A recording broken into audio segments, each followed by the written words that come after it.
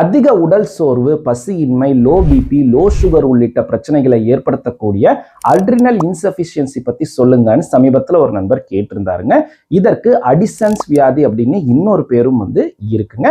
அப்படின்னா என்ன அப்படின்னாங்க, நம்முடைய ஒவ்வொரு கிட்னிக்கும் மேலையும் முக்கோண வடிவில் ஒரு சுரப்பி இருக்குங்க. அதைத்தான் அட்ரினல் சுரப்பி அப்படின்னு சொல்லுவோம். அதிலிருந்து கிடைக்கக்கூடிய ஹார்மோன் தான் கார்டிசால் இல்ல கார்டிகோஸ்டீராய்டுன்னு சொல்லக்கூடிய இயற்கையான ஸ்டீராய்டு ஹார்மோனுங்க. இது முறையா இருந்தாதான் நம்ம சாப்பிட்ற உணவு செரிமானமாகி அதிலிருந்து எரிசக்தி கிடைக்கும். பிளட் ப்ரெஷர் முறையா மெயின்டைன் ஆகும். அது மட்டும் இல்லாம எதிர்ப்பு சக்தியும் முறையா மெயின்டைன் ஆகி இருக்குங்க. ஆனா ஒரு சிலருக்கு இந்த சுரப்பியில இருக்கக்கூடிய செல்கள் சீக்கிரமாவே அழிஞ்சு போகுங்க. அது மட்டும் இல்லாம வேற ஏதாச்சும் பாதிப்புகள் இருக்கு, பிட்யூட்டரியிலிருந்து சுரக்கக்கூடிய ஏசிடிஹெச் அப்படின்ற ஹார்மோன் முறையா அட்ரினல் சுரப்பிக்கு சேரல அப்படின்னா அதனாலேயும் இந்த கார்டிகோஸ்டீராய்டு முறையா உற்பத்தி ஆகாது. இதனால ஏற்படக்கூடிய பிரச்சனைகள் தான் இந்த அட்ரினல் இன்சஃபிஷியன்சி அப்படின்னு சொல்லுவோம்.